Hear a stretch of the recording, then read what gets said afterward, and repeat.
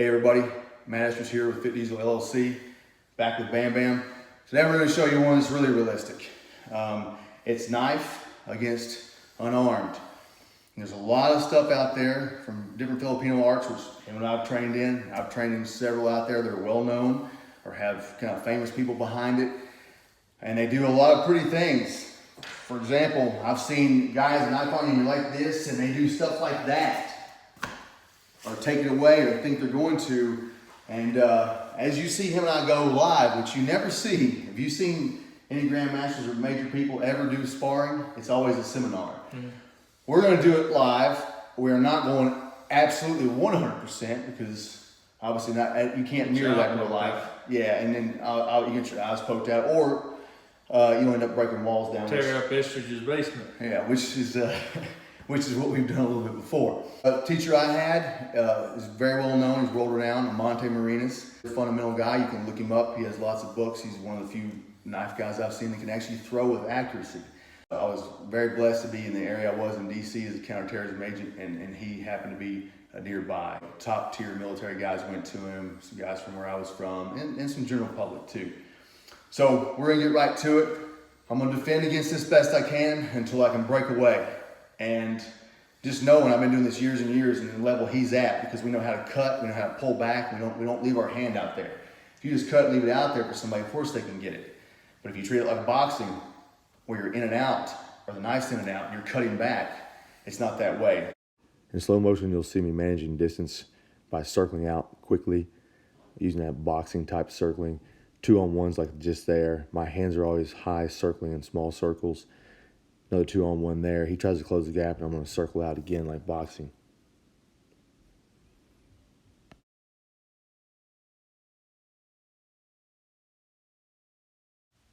Now we're at normal speed, so it's difficult to see what cuts are actually striking, cuts are not. Some of those cuts that he is attempting are long, some are short to throw off timing and distance, some are a little faster than others, some are slower again to throw off my rhythm and timing, and that's what matters. It's distance, it's timing, and some more advanced cuts too that I won't discuss too much in the video because that'll take away from the point I'm trying to make.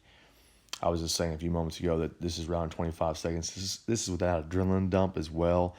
We were trying to recreate life in a street situation or an altercation as much as possible, but you cannot mirror that adrenaline dump or the reaction of the environment you're going to be in. Stylistically, you see a difference between myself and Bam Bam because I've been with Monte Marinas much longer, 8 years of that, and training some days, 5 days a week for several of those years. So, especially with Bam Bam because he has such strong blocks and ability to grab your wrist if you leave it out there, I'm truly using the most advanced Filipino understanding of knife that I have when cutting back. So when I cut from one angle, I'm ended up cutting back from another angle. I'm also, looks like I'm doing more of a Wing Chun or Jeet Kune Do trapping forward. It is similar to that in some aspects, but that's just to try to paw his hand down or pocket down, as they would say in those styles, to get an advantage. Right here, I'm going to show that it's not easy. I'm cutting for the hand. That's the closest target. That's the difference in a lot of Filipino styles. They'll cut long and do all this stuff, and when you're cutting long, it's just so easy to block for somebody good. There's a 2-on-1 right now. That's what you're after. So when you block a 2-on-1, you actually get a hold of it. I use a headbutt. That's my choice. I use eye gouges.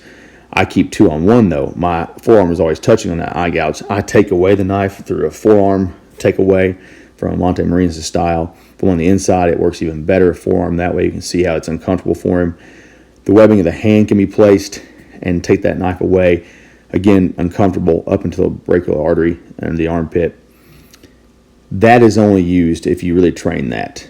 That's something that a beginner shouldn't do, someone who just intermediate shouldn't do. You should train that a lot till it's just literally you can do it in your sleep and your eyes closed. Here Bam Bam's showing the brachial artery bleeds out within a couple of minutes, and the femoral I just asked him about, that's very fast is what he's explaining. He has that background and DO school. Also, I'm about to show that the cutbacks on this situation with the knife, what we're doing that makes it very difficult. So He tries to block, I'm cutting back up. Now that's long just to show you slow. It's actually very short, is what I'm showing here. Very short cut. And that's what makes it difficult. And then me also cutting up into someone blocking down into the palm. The phone rang here, so Bam Bam and I are pointing out that if you're from some other style, or you've ever been to seminars and you've not seen grandmasters or style originators spar this stuff, you won't. We've never seen it. I've not seen it. My grandmaster did. It's very rare to see. If you think this is against what you've done or you don't like it, then try sparring it and see if real life isn't very similar to what we're showing here, or if not exactly like it. Here the phone rang, so everybody have a great day and God bless from Bam Bam and I.